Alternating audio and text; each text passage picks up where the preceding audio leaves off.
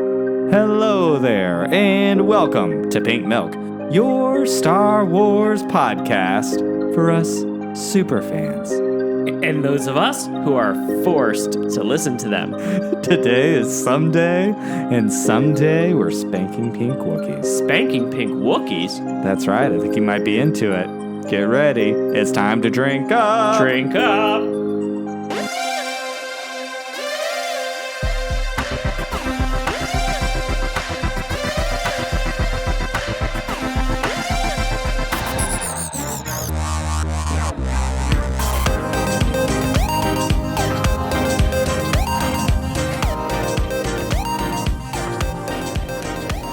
Hello there, Pop. Well, hello there. How are you, sir? I'm well. Thanks for having me today. You're welcome. Thank you. Well, Pride Month is coming to a close, and this has been a pretty great Pride Month. It has. We've been on a lot of guest podcasts. We've had people here. We're feeling pretty important. I always knew that you were important. Great answer. And I'm glad everyone else does now, too. Yeah, we've had a really great month. Met a lot of wonderful, fantastic people. We have. And I think thank you to all you people and all of those People. Know who they are. No, their generosity has brought us, I think, a lot of new listeners. So we were really appreciative. So if you're a first-time listener, my name is Brian. With me, as always, is my better half and your better host, Thomas. Yes. I am a Star Wars super fan. And I'm the one who's forced to listen to him for 13 years.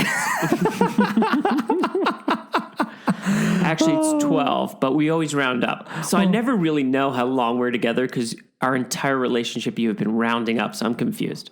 Well, don't be confused. I like to practice because nothing's worse than it's like, oh my gosh, how long have you guys been together? 12 years. Oh, wait, no, I mean 13, because then it goes into people's head going, oh God, they must have a terrible relationship. And I just wait for Brian because I never really know what he's going to say. So I'm just like, what he said.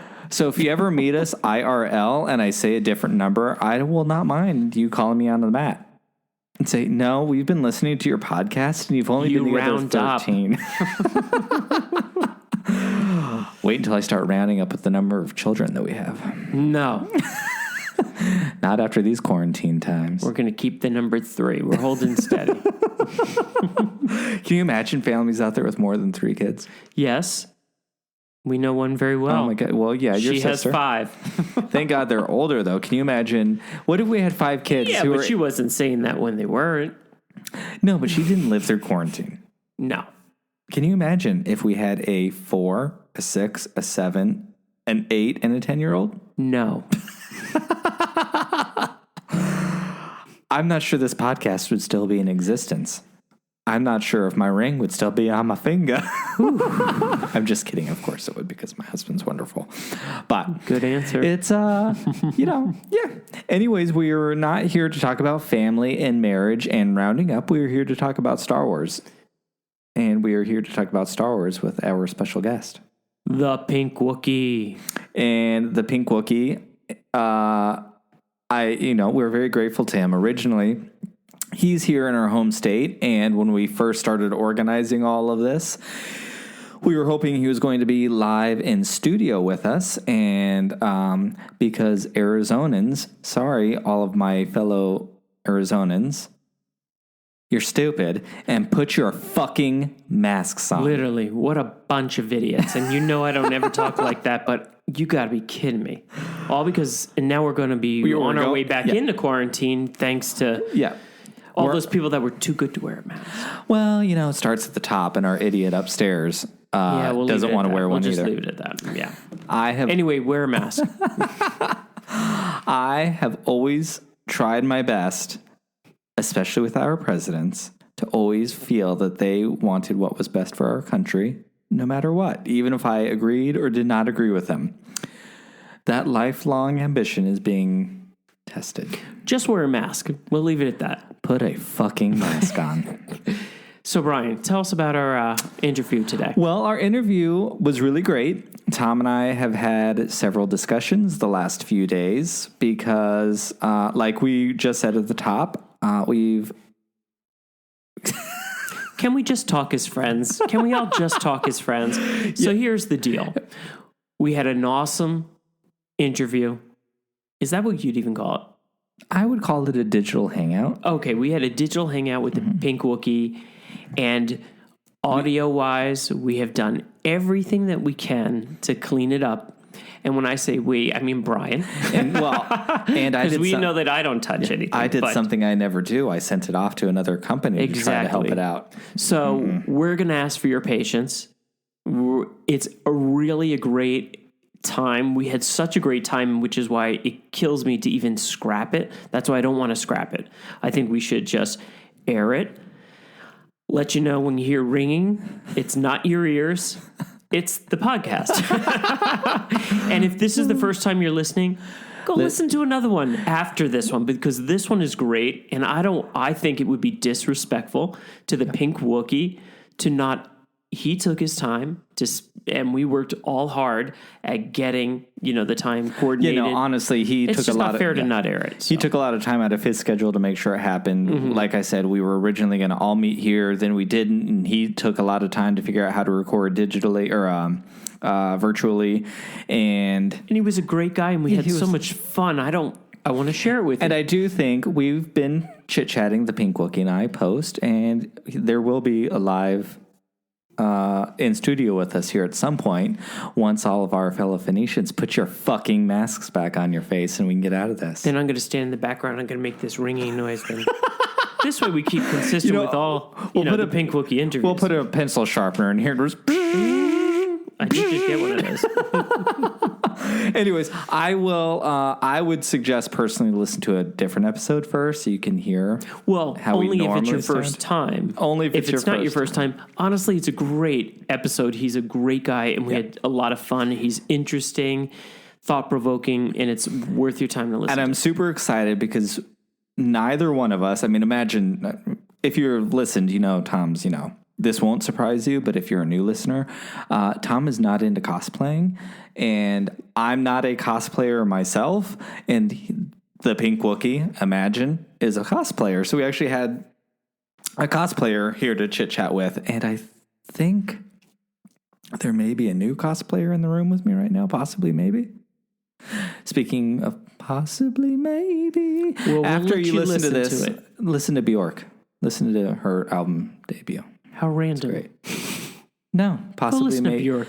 Possibly maybe is a song off of her second album Post. She's still around? Yes. Oh, okay. She's amazing. I like that one song. Hyper ballad. And then Tom doesn't like the Bjork version. He likes All Hail Our Mighty Queen Robin, who did a great version of Hyper Ballad, and you should YouTube that right after you listen to this YouTube show. Because it's podcast. Good. It's really amazing. Good. Anyways, so bear with us. Please just bear with us. Enjoy the show. Because honestly, the content is really great. I wish the ringing wasn't there. But apparently the airwaves surrounding us were so excited too. They were cheering. Think of it like this. When you hear the ringing, an angel's getting its wings. And with that, get ready. It's time to drink up. Drink up.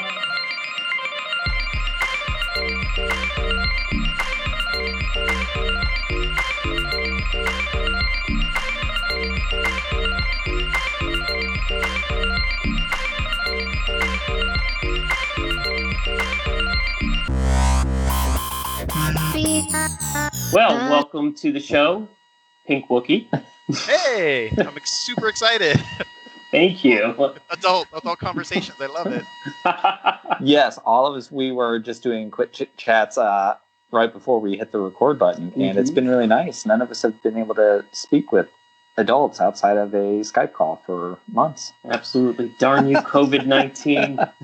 I mean, I wish I had vodka with me. I should have known ahead of time. So you could drink up? I know. Not for COVID, for the adult conversation is what it is. No, thank you for joining us. We're very excited to have you. Very excited to have you. You are our first guest that is in a different part of the Star Wars fandom, so it's going to be really exciting to hear your perspective. And here also in the Valley of the Sun in Arizona, so that is pretty... We've been interviewing a lot of people lately that are on different time zones because they're in different countries. So it's it's nice to have somebody in the same time zone. Yes, that makes it much easier. Absolutely. Now, so you are the Pink Wookiee, and I know that you and Brian first kind of came to know one another on Instagram, correct? Yes, my main source of everything is Instagram for me when it comes down to it. I have Facebook and and Twitter, but anytime a new social media comes out, I run in and I steal the Pink Wookiee name so nobody else can have it. So there's smart. all the other ones like real TikTok smart. and all these things, and I grab them ahead of time. Now I'll go in there and look at it, but I know that just because of my habits, Instagram's the easiest thing for me. Okay, cool. I've always been an Instagram person. Facebook is there for me. I don't go on it a ton. I've had to learn Twitter since we started this podcast, and it's been a huge learning curve. I'm still not great at social media in general, but I've learned to I've got to meet you all of a sudden. I think all the things that people love about social media because of the podcast, I'm starting to get into it in a different sort of way, which has been a lot of fun. It's been really cool. I feel the same way. I would say that I'm a Facebook guy, but I'm not really much of a social media guy, but definitely trying to get more into it as the days are going by. I could definitely see the value. I think 10 years ago, I'm like, what is this? Yeah. And now, so I'm still on that Facebook trend. Definitely needing to learn the whole Instagram a little bit more. I mean, I know how to use it. I have one. I just don't go to check it. That's the first thing I check is Instagram. 8 months ago. Is it? Oh, it's funny. It's funny. No. Well, I do both, like I said, Facebook and Instagram, and I'll check those. But like I said, Instagram is the one I find more fun. That's what it comes down to. I like looking. I like the looking at things and the comments. I'm like, And Facebook's all about just the comments, and the what's going on there, the written word. And I'm all about, hey, look at this picture. It's amazing. Yeah, and a little heart, and we move on. Thank you. Exactly. Awesome. But every time I hit that heart, I'm like, God, is this person thinking I love that? Or am I just supposed to acknowledge it and hit the heart and move on? So I never know what to do. That's a little deep. That's profound. Yeah. That, and then you end up at Facebook where there's all these now there's too many emojis. I'm like, oh God, something bad happened. Am I supposed to send a hug? Is that a good thing or is it a bad thing? Oh, I don't know what to do now. Yeah, they added the caring heart, or I call it the caring heart. I'm like, wait. Does that mean something else? Should I not do that? Good times. Well, why don't you start off? Why don't you tell us who you are and who the Pink Wookiee is? Pink Wookiee, a.k.a. Gary. I guess it's probably the other way around, but Pink Wookiee is my little alter ego. And it all came about from the Star Wars celebration in Anaheim in 2015. My friend basically said, hey, let's go. And he's like, but I want you to dress up. And then that's how it kind of all came about. That's awesome. It comes down to it. I split my time between here and New Orleans. Phoenix, Arizona, and New Orleans. I work out of Phoenix. I am a high school guidance counselor. I was a Spanish teacher for 10 years, and I've been basically a high school guidance counselor for the past 10 years. And I love that. I love teens. So I try to keep the majority of my stuff on my Instagram a little bit of a not adult content, but every once in a while there's something that slips through. But because I know I have students that follow me, and even though some of them are graduated and in college, I still try to be considerate of that. Even though I would say that I probably have one of the worst sailor mouths of anybody in the world, and I have to keep everything on social media clean. And so I have some friends that are like, I can't believe this is you. I know. I'm like, look how wholesome I am. It's amazing. I know there were some pretty racy Mandalorians tooling down the road on some carts on these last few. I know. Yeah, he cracks me up. He and his little Boba Fett, little pink and blue Boba Fett.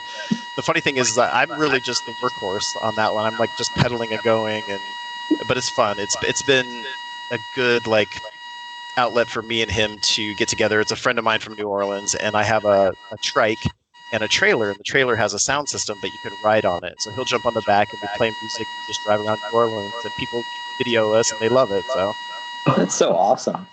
So we just got word that Star Wars Celebration was canceled this year. Were you planning on going?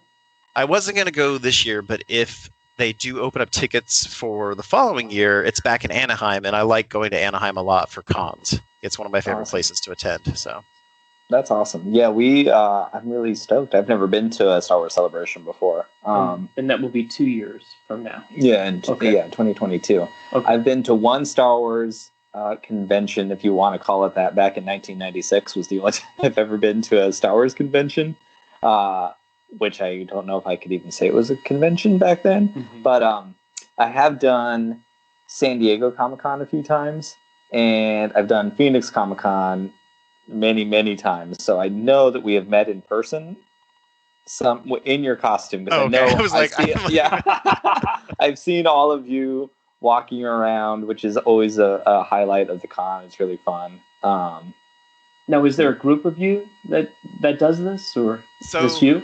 It's yes, there is a group of us that does this. There's two of us that really kind of make the costumes and put everything together. There's a third one that kind of does a lot of his own stuff. And he's the one that convinced me to make the costume in the first place. And then when the group gets bigger, a lot of the times me and the other guy are making the costumes for those people. Our friend, she can make her own costumes. The one that was the pink Ewok with us, she comes out of California, the Palm Springs area. Not Palm Springs, but outside of it. And we made that for her. My friend that was Amidala is a drag queen locally in Phoenix, Maria Jordan. And I made that costume for her. And then my other friend, Cujo, was the pink Princess Leia, and so we made it for him. And so it's kind of like we will invite people, and if they don't have a costume, we'll make it down. So. That's awesome. Are all of you LGBTQ in your group? No, that's the funny story, and I don't want to jump ahead to anything, but my friend that invited me to go to the Star Wars celebration is straight. He's my friend I've known since 5th grade. We've been best friends since then. And he said, hey, let's do this. And he's like, you make a costume and I'll match it. Because he was really into cosplay. And I was like, I just like to kind of like craft and kind of make things. Mm-hmm. And I said, I came back a day or two later and I was like, I'm going to make a Chewbacca. And he's like, that's crazy. He's like, yeah, I'm like, I'm going to make a Wookiee. And he's like, okay. And I'm like, but I'm going to make it pink. And he's like, wait, what? And I was like, yeah, I'm going to make it pink. And he's like, what am I supposed to do? I'm like, you said you'd figure it out. So here I am. I make this pink Chewbacca. I have my other friend that is an art teacher from Phoenix College. He's helping me. We do a lot of stuff together. If you look at the figures and the toys, I'm helping him with those, and he helps me with the costumes, and we just do a lot of stuff. But he's helping me make the head. My mother-in-law is teaching me how to sew so I can make the body. We get there, and I'm like, so what are you going to be? He's like, well, I've decided to do like a mashup between Lieutenant Dangle from Reno 911 and Han Solo. And I was like, okay. And it literally comes out that he looks like Han Solo, Lieutenant Dangle, and a little bit of Freddie Mercury mixed in there. Okay. So he's got these little shorts. He's got these cop glasses, like a cop mustache, tiny little sleeveless shorts. And I'm just a pink Chewbacca. And so all these little girls and everybody's loving me. And then when he walks on. No. We have frozen up here, ladies and gentlemen. We have frozen up. He's with us is LGBTQ, but the guy that plays or does the Han Solo with me, he's a straight guy. You froze up on us. Uh-oh. You were just talking about short shorts. Yeah. You froze up on us. We missed all the juicy stuff. Okay, am I still frozen? No, you're good. Okay. So your friends had cop glass. Okay. We had glasses. Yeah, so he had cop glasses. He had the big cop mustache. He had little tiny yum short shorts, sleeveless shirt, and was Han Solo. And it was like a really good mashup. But he looked like Freddie Mercury, Lieutenant Dangle, and Han Solo all mixed together. And so we would go out, and all the little kids are like, "Oh my God, pink Chewbacca!" And they would love me. These little girls, especially, because it's pink and furry and fun. But then he comes out with me. And he all of a sudden makes it gay. And it's the straight guy that ends up making it gay because he's in his little tiny shorts, his sleeveless shirt, his mustache, and he looks like something out of like a Tom of Finland movie, film picture drawing. And then he's standing next to me, and all of a sudden we're doing something now. Like it's like a statement. Before it was just me as a pink Chewbacca, and then now when he comes out, there's a statement there of some sort. So it's pretty cool. That awesome. First con. People are like, we comment, I love what you're doing. I love what you're saying. And we're like, what are we saying? What are we doing? But it was fun. So yeah, everybody is, like I said before, LGBTQ, but the one guy that does the Han Solo, he's straight, and he's been my friend since 5th grade. So. Now, I heard you say cosplay earlier. So is this something, do you consider yourself a cosplayer?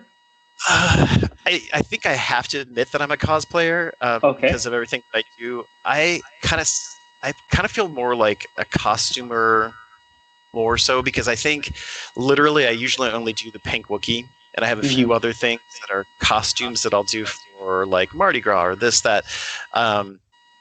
So I'm not doing a lot of like fandom play. I'm doing like costume stuff. But there's nothing wrong with being a cosplayer. I love it. Like I love the Twilight Beat. I love the other cosplayers.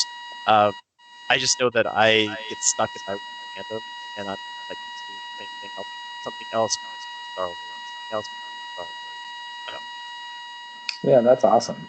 Are you super tall? No, I have stilts. You have stilts? Serious? So yeah, when you see me, I have stilts on. I'm 5'11", and with my costume, I'm like 7'2". So did you know how to do the stilts before?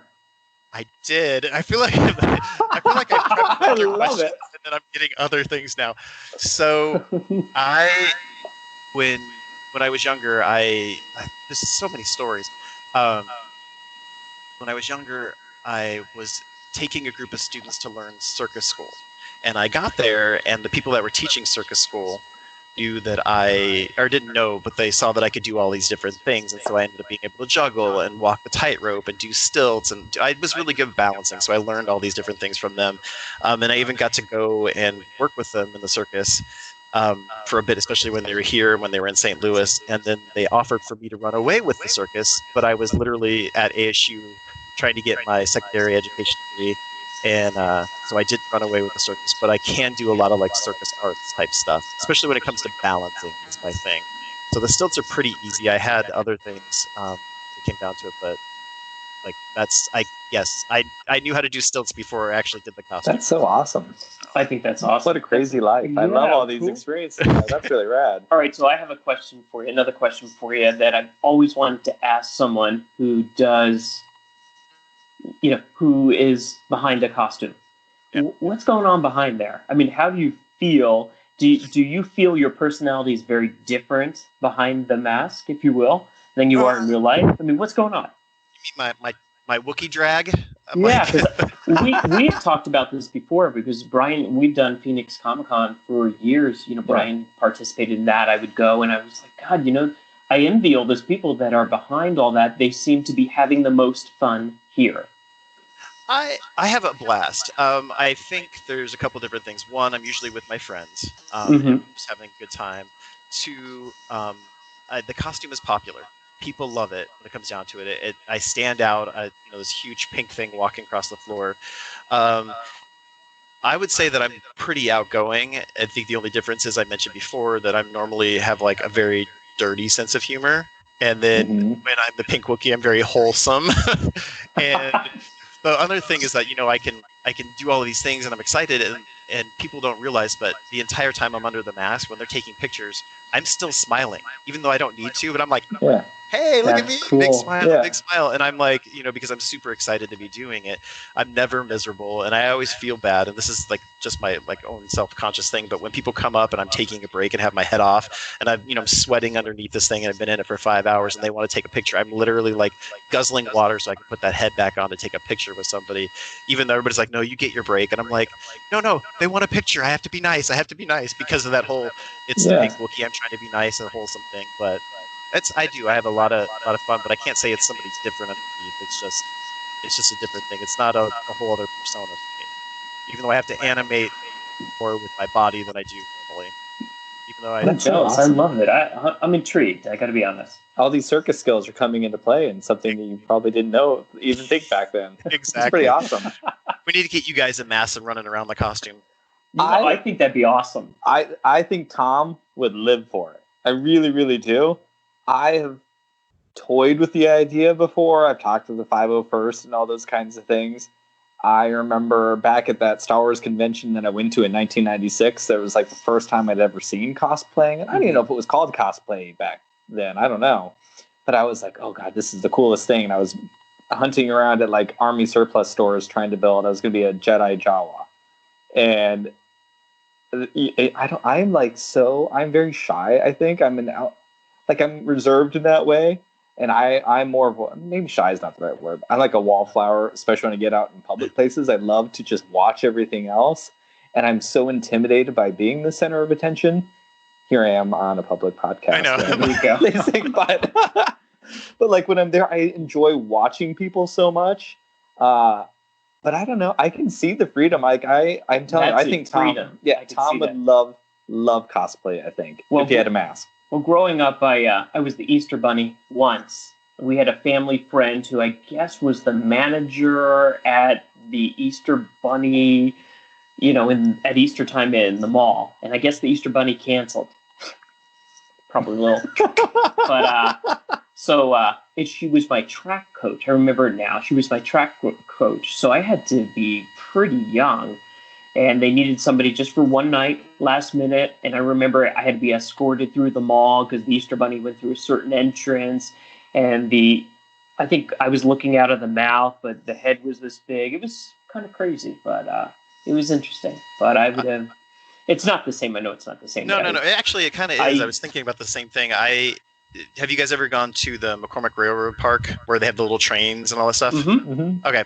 So my first job out of high school was Subway, but shortly after I started working there and I was driving the train and the carousel and I was like, welcome aboard the Paradise Pacific Railroad for your safety and safety of the others. So that was me for the longest time. But during Christmas, they would have Santa. And once again, they all knew that I could juggle and do all of these different things. And so they had me be an elf to entertain all the kids ahead of time while they were waiting for Santa. So I literally would be in the front of the line or going down the line juggling and like taking pictures with people as one of Santa's elves. So here I was like this little stick of a kid running up and down. So I got pushed into that whole thing too. So well, now I'm extra bummed that you're not here in person because just this morning I was having a conversation with our oldest, who's 10, and he's asking if Santa's real because he's starting to doubt if he's real. And I'm like, dude, no, he is. You're good. And now we could have had someone who's directly worked with him before to say, hey, no, he is very real. There you go. Because he is real. Look, he's right here. Exactly. Well, as everybody knows, it's Pride Month. So, we definitely one of the reasons why we wanted to make sure we had other LGBTQ. Did I get it right? A lot of pressure sometimes to keep adding all those letters, but it's nice to talk to somebody else who is like yourself sometimes, and definitely being a Star Wars fan, we're curious. Can you tell us about when you first became a Star Wars fan, or were you always a Star Wars fan? I think I was always a Star Wars fan. Like, when my mom took me to see it when I was a kid, I loved it. I really, really was into the toys, and I really loved that. My first watch, which I still have as a wind-up Timex, and it's Darth Vader, and it still works. And I got that when, I think, in 1979. So wow, yeah, that's awesome. This like wind-up Timex Darth Vader watch since 1979. Still has the original band, everything. Wow.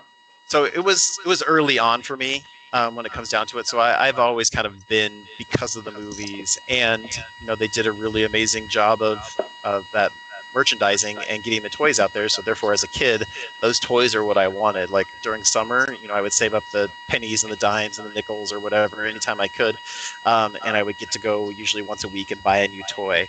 My mom was a bartender for basically her whole life. And so therefore, she would come and leave me little coins and things from her tips. And then that's how I would get to save up to get like a Star Wars toy. Because a lot of the time she was either sleeping during the day and like I would see her in the evenings or something along those lines. So it was kind of my little treat that I got during the week was to go out and get a new Star Wars toy.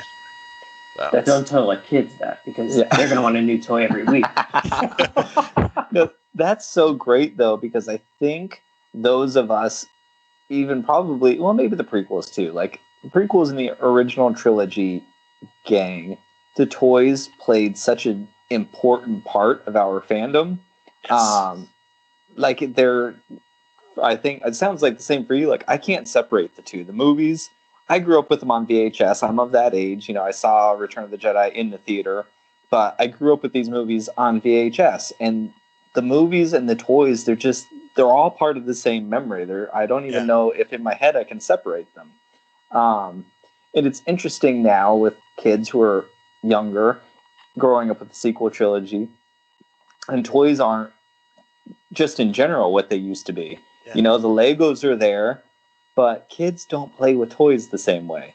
And it's changed the way Star Wars interacts with the kids. It's still like, I can see it, especially with their youngest. He's the other super fan in the house. He loves Star Wars, but it's not the same level of play that we did. It's just interesting to watch because that's so much of what Star Wars is, for a lot of us, I think. I know you're married as well. Is your husband a super fan too? He's a fan. Okay. I wouldn't say super fan when it comes down to it. He has a lot of fandoms also, but not to the degree where he geeks out like I do. He was kind of we'll say a book nerd. He's super smart, does all his things, got all A's in school, blah, blah, blah. That was him. Me, I was like, hey, I'm going to draw and like do art stuff and play with these toys. And I think I like to tease him that he like came out with a British accent right off the bat. And like, and he's American. I'm just teasing, but and so his fandoms are different. Like I said, his were all based mainly on books and things like that, but he does appreciate Star Wars and a lot of these other things. So, but I wouldn't say he's a super fan, but he'll do all of this stuff with me.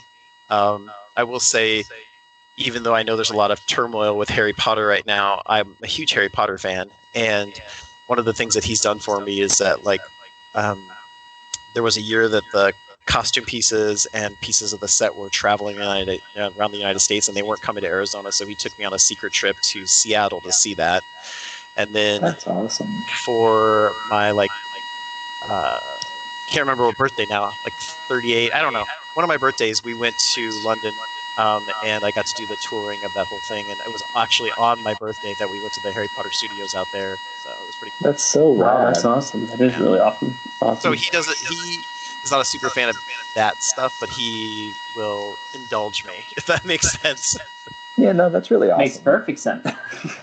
I'm very much like you. I mean, here's my husband who's, likes them, but he's not like me. But here he is doing this podcast with me. It's pretty awesome when we're supported like that. And someone, Tom I'm very lucky in, he gets excited how excited I get about it. And that's where he finds his joy into it. And it's a really beautiful thing. I'm very lucky for that. And it sounds like you have something very similar going. It's really, really awesome. We're not alone.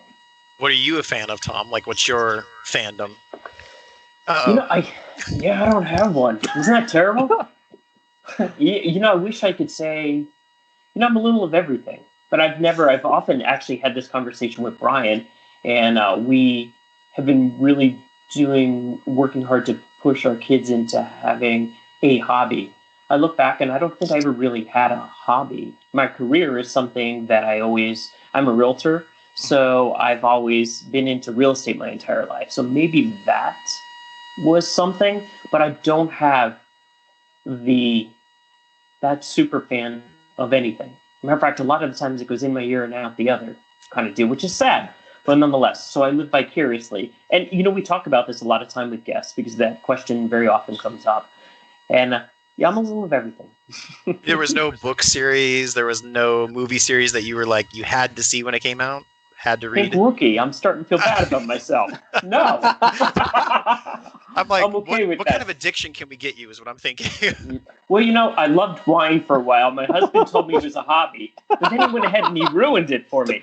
Now I can't even have a bottle without thinking, oh God, Brian's going to think I'm going to snore all night long. That does happen if you're having a bottle. Yeah, but the bottles are so small. Come on. Yeah, exactly. Even when I bought the big ones, I thought they were too small. So, God, it's been so long since I've had a glass of wine. But thanks for bringing it up. I think that Tom is a super fan of his family. That's how he treats us. That's what it's pretty nice. Yeah, it's pretty great. Good answer, babe. I got a deposit in my bank, so when I screw up, there's things to withdraw from. Yes. Do you have a favorite Star Wars movie? I will say Return of the Jedi. I'm huge, like we were talking about with the toys, I'm a huge Ewok fan. Or I have to say that whole movie with that.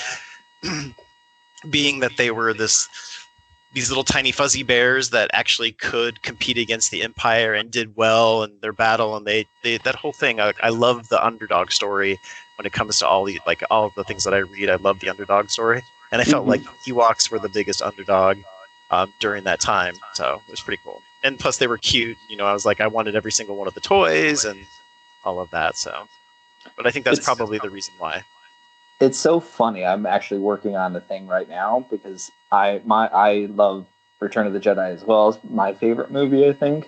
And I love the Ewoks, and I've always loved the Ewoks. And as I've gotten older, as someone in the queer experience and being told for so long that we were the underdog, we were this, there's an element of, oh, it's cute, you're my gay bestie, and like there's like this. Less so now, I think, but growing up, you were the token gay friend for a lot of people, and they were well-intentioned. I'm not trying to badmouth that, but we were the cute little accessory, We were the Ewok to their Jedi. like 1,000%. And here they were, like they eventually said, you know what? One, we're cute, we'll eat you. And I don't mind putting you over a roasted fire, but look how cute we are anyways. But like they were able to rise up, and I look at our experience in our history, and we weren't just the accessory. We went up against our government. We went up and did the things that we did to be treated the same as everybody else. And like that metaphor means so much to me. I'm not sure if I understood it on that level when I was a little kid, but I really do think that's how I always related to them. Oh yeah, we would totally spit roast somebody. Yes, we sure would. I don't know if our whole audience necessarily knows what that means, but whatever. Maybe it's a good time to ask about your favorite character in Star Wars, of course. Once again, going back to the Ewoks, I really do Wicket, kind of like that whole thing. Even the little spin-offs with them in it, I liked that. I will say that it's always about the sidekicks and never the main character when it comes down to it. I will say, I keep saying I will say, I'm going to quit saying that because you guys can obviously say that. I mean, hear that. Ewoks, the Wookiees, Chewbacca as the sidekicks. The only main character I really related to, I think, was Rey in the most recent movies, because once again, I feel like she was the underdog, and you didn't know where she was going to go. And I love seeing a strong woman character. I was a huge fan of Buffy. I'm a huge fan of all the Joss Whedon stuff, especially when they have a strong female lead. And so I really appreciated that from Star Wars. Comes down to it. So I would say those three things are my favorites. That's so awesome. I feel like we're you and I in particular, on the same little wavelength here. I love the sidekicks. I'm also a really big comic book fan, and my favorite comic book character is always Robin. And I love the mantle of Robin more than a particular Robin, and how he's the sidekick, but he's always been underrated. And in the most recent ones, Damian Wayne, and how he really owned who Robin was for the first time more than other characters did. And he's like, I will be more than just the sidekick. It's this really amazing, probably is from our experience and always being kind of pushed to the side and saying, it's interesting. Yeah. But, I'm not a huge DC fan, but that my friend that was the guy that convinced me to do all of this was a DC fan. So he would buy all the DC comics and I would read those, and I would buy all the Marvel comics and he would read those. But I was always the Marvel guy when it came down to it. So I see that. Yeah. He got me into that show Titans. And I absolutely love that. Not the Teen Titans, but the one that's the live action Titans one. Yes. Yeah. Which I was just in a Twitter conversation with someone. There's Ahsoka Tano rumorville that Ahsoka's going to be in live action, and Danny, oh god, I'm just blanked on her name. The lady that plays Starfire, though, in that Titan show, I think would make an awesome Ahsoka. I know. Oh god, I'm so bad with celebrity names. Who's playing Ahsoka rumorville? I always want to say it's Rose McGowan, which I know. Rodriguez? I don't know. No. These listeners are all yelling at us right now. It's blah blah blah. I hope they put it in the comments with like exclamation points. Yes, exactly. Yeah, and Claire then the from boop, boop, boop, boop. 100%. Claire from Daredevil. That lady is rumored to play Ahsoka, and she's cool. But I think the lady that plays Starfire would make an excellent Ahsoka. She's such a great character on that show, Starfire. Yeah, she looks like her. She's really tough, but somehow is really soft still, and that's so much of who Ahsoka is. And likable. Yeah. Yeah. That is true. Don't get me down the Ahsoka rabbit hole. I will go all day long. My turn? Your turn. Oh, my turn. Okay. Hey, one of the questions we want to ask you is about gay representation in Star Wars. Where you feel it's been thus far, and where do you want it to go? Where do you think it'll go, maybe? Brian has some definite opinions on this.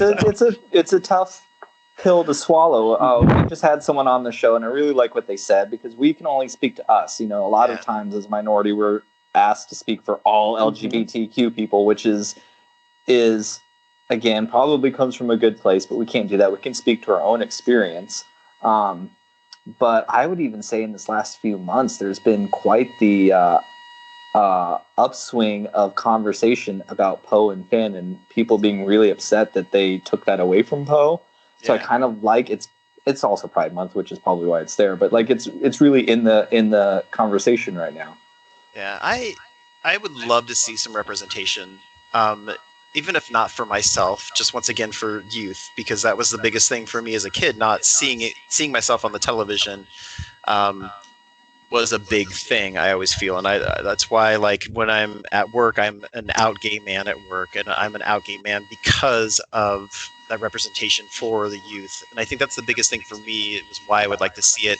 I don't want it to be overt, where it's like Poe and Finn and maybe. I want them to have just a gay character. It doesn't have to be a main character. I don't even care about that. Just to have a character that is, that is LGBTQ. It doesn't matter. Transgender would be amazing.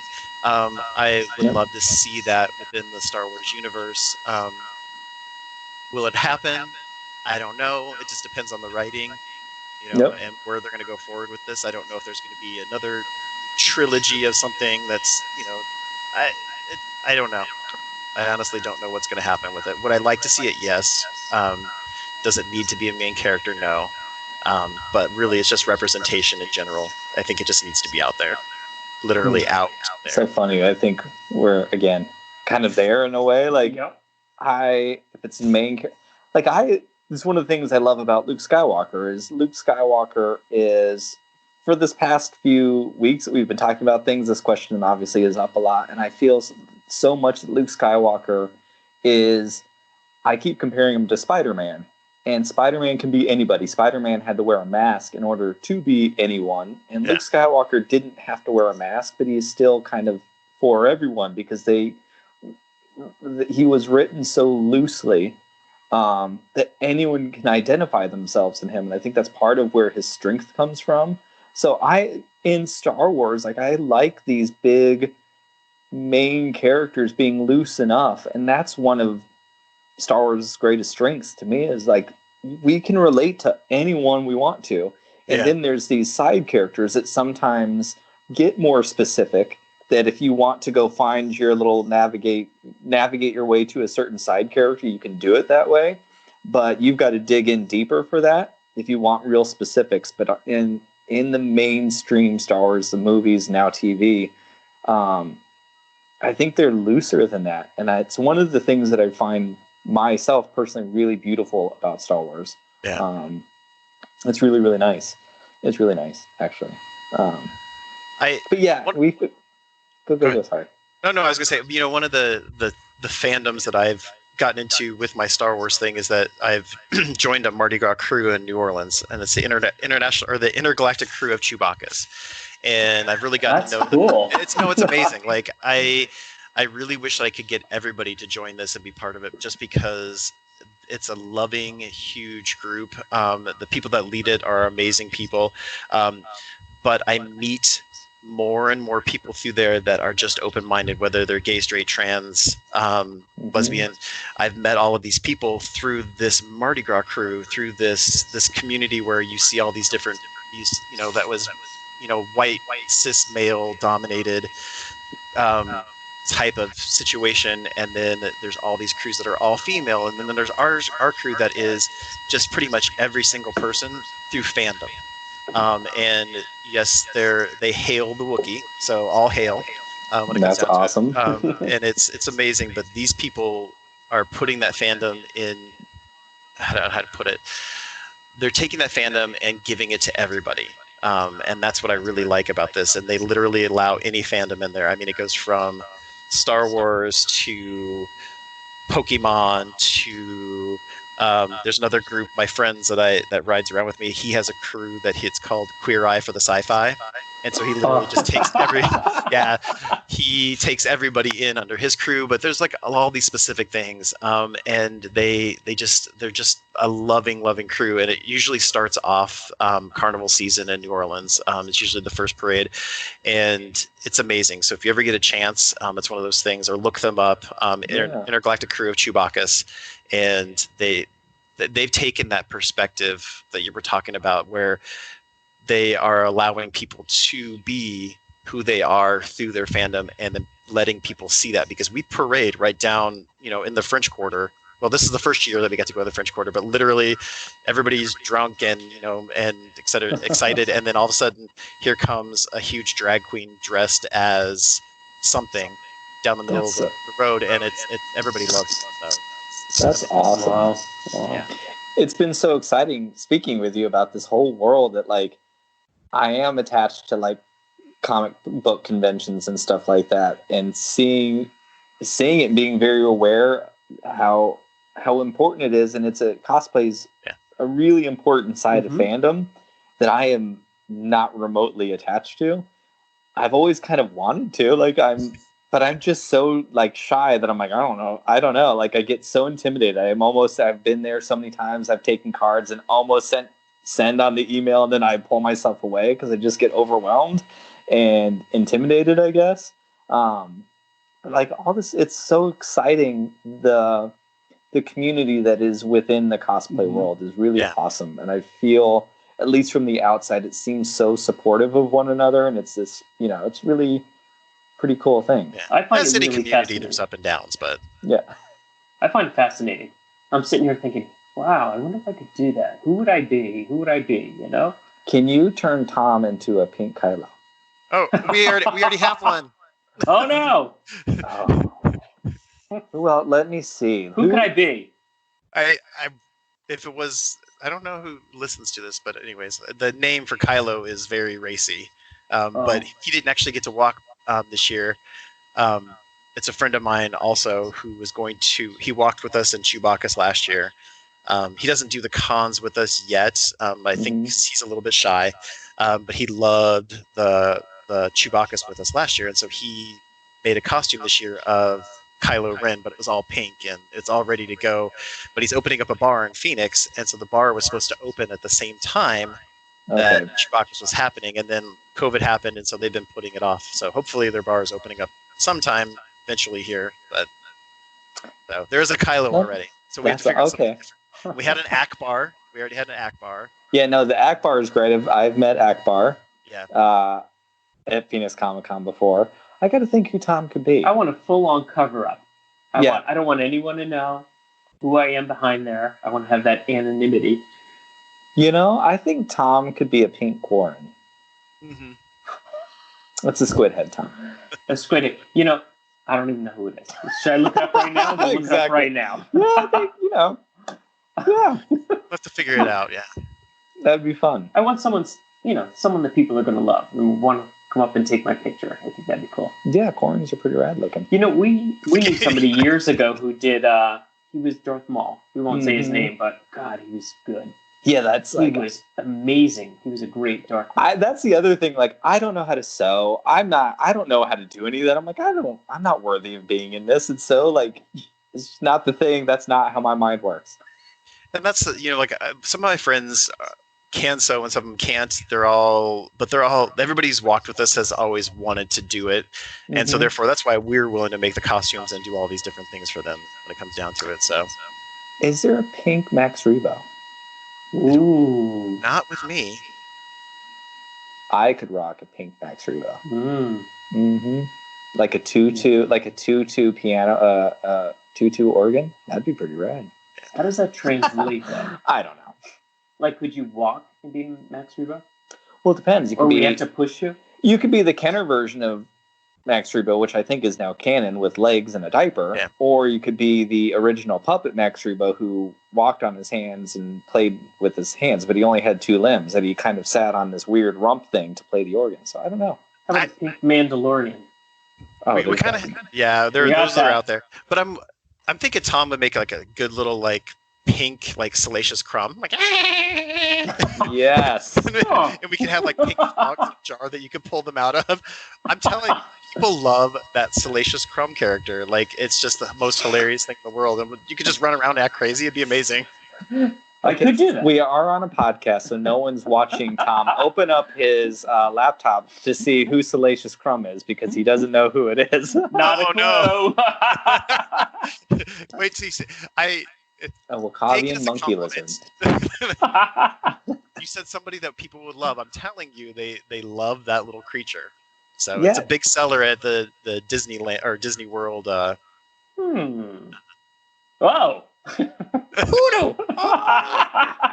Yeah, I love Salacious Crumb. It's great. Hey, I look halfway like him already.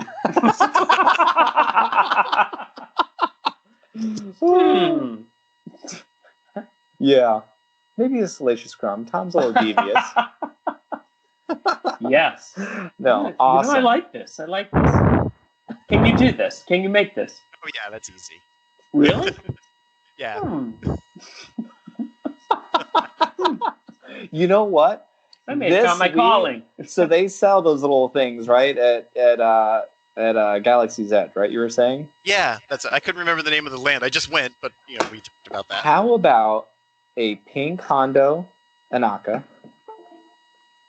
and he used to have a little copy of monkey lizard. There we go. You can get both. Hondo's not cute though, but he's pretty rad. He's cool. All right. No, thank you. Yes. Yeah, this was a lot of fun. It was really great to meet you, and I'm so excited to have peek into a little world that I don't know anything about. It's been really fun, and I look forward to my costume. More. What's that? I said you need to peek a little bit more and just do it. Maybe so. In. Whenever pink there's a con, paint's a pink we'll have to figure this out. Or like I'm telling you guys, the Mardi Gras thing and the crew Chewbacca's, like that is the place to go, like to plan your vacation at the beginning of February, or actually, hopefully, crossing fingers, it's late January this year. But New Orleans during that time, and then a big parade of drunk fandom people going through the city. It's amazing. So. And they have childcare for this, right? Yes, they do. Just keep the kids occupied with some donuts. Yes. Sit over near that wall. Yeah. It depends. It depends on what experience you want. A lot of people bring their kids, and actually their kids go through. There's a few crews that are a little bit racy, just like New Orleans is a little bit racy. Yeah. But otherwise, everybody's very respectful of the crews that have kids. And if they know a crew has a kid, they usually, I think when they're setting it up, I could be wrong about this, but they don't usually put the crew of the racy people next to a crew that's going to have kids. Mm-hmm. Then again, I think maybe New Orleans children just know what they're going to see. I could be wrong about that. I love it. That's awesome. I love it. Awesome. Hey, do you want to give a shout out on your socials? Oh, yeah. So I am at Pink Wookiee on Instagram. I am Pink Wookiee page on Facebook. I am at Pink Wookiee on Twitter. And then I have all the other socials, but I really don't use those. So it's just kind of those things. And then, like I said, I mentioned a couple other people. Like I said, the intergalactic crew of Chewbacca's, they are amazing people to follow. Qi'ra for the sci-fi. They do a lot of fun stuff. I know the name is just so great. I love it. Exactly. Qi'ra for the sci-fi. And then the rest of my crew that I'm doing kind of socials is, oh my god, what is it? The Neo Cosman, and then Eric von Wolf. are the main people that I do my stuff with. So that's awesome. Awesome. Yeah. I will link to some of these things too in the show notes in the bottom of this podcast to help give a clickable link to. I think it might be time for Pink Milk to have a pink costume. That could be really Tom? Awesome, actually. Mm-hmm. Let's do it. We'll chat about it. I know. We need to figure out like a conjoined character. That would be even more amazing. And make you guys like forced to walk with each other. So first, we started the conversation with spit roasting. Now we're ending the conversation with conjoined. So there's another day, Pink Milk. There we go. Just another Friday night. Yeah, thank you so much for being on. We really appreciate it. No problem. Thank you guys. And, I appreciate it. Tell me, Thomas, wasn't that amazing? I saw myself a Pink Wookiee. I just feel like I'm in the deep throes of the South in Louisiana. You sound like your mom. Well, I'm just a Mississippi gal. Caught between Georgia and Mississippi. Anyways, that was a fun little chit chat. Thank you, Pink Wookiee. Thank you, Pink Wookiee. Yes, we had a blast, and I really can't wait to get you live in studio. And I can't wait for you to convince my husband to do cosplaying. Something I've never done, and I'm the alleged superfan. But maybe here we go. Maybe Tom, here we go. You know, I have to say, I love that you do these shows with me, Thomas, on lots of levels. But one thing that I'm really loving with these interviews of other people is that you're getting very excited learning about worlds that are outside of us. It might not be a world in a galaxy far, far away, but is a new world in a galaxy very nearby. You know, one of the great things is he's here in the metropolitan area. So I look forward to possibly... like actually being able to meet him. Yeah, seriously. IRL. Yeah. Yeah, I don't know. I think he was very, very nice. We thank Super you. Guy. And I want to give one more shout out to everyone during Pride Month for all of the listens that we have had, all the support that we've had, all the guest spots that we've been on. We really, really appreciate it. Our minds have been expanded, and it has been a very humbling experience. I think the start of the podcast all led to this month, and we really appreciate all of you, and we've had a really wonderful time. And for all of our allies, thank you very, very much from the bottom of my heart for listening to these two queer dudes talk about Star Wars. It means a lot to us. Yes, thank you very much to everybody who joined us this past month. Happy Pride Month to not only every one of our listeners, but absolutely to them all as well. With that said, Brian, you want to tell us where everybody can follow us? Well, Thomas, they can follow us on Twitter and Instagram at pinkmilkhaus. Pinkmilkhaus, Haus. Why, Thomas? Because we are fancy gays. Oh, wow. You're promoting yourself up to a Pride fancy... Month. You can also see us at pinkmilk.site, and you can write us at pinkmilkhaus@gmail.com. Thank you. Until next time, drink up. Drink up.